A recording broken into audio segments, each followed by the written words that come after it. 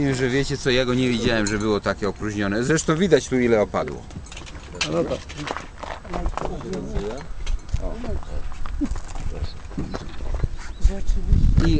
I właśnie, o to.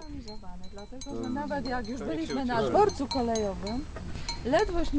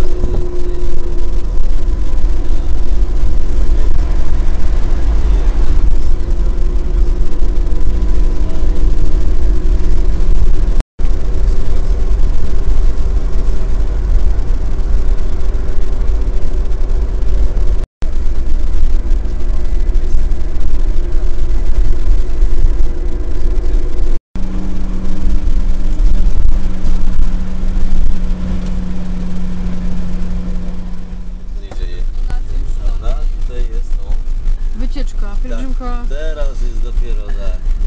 Proszę Państwa, wrócimy już.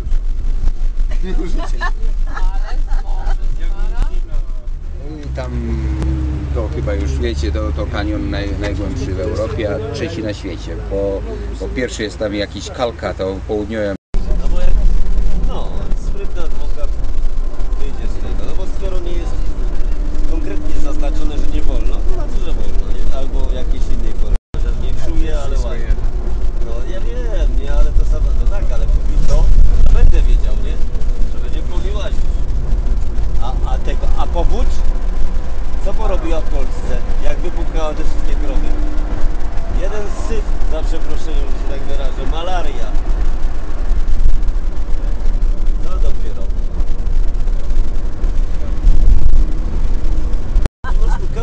Szkoda, że tu...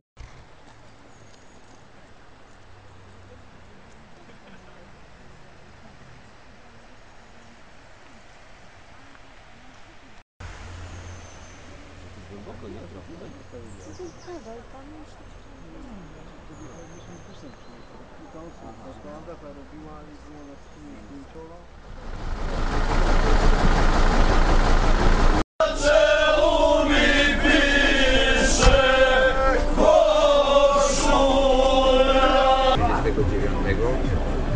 I faktycznie kiedyś tam gdzieś nisko pod istniał jak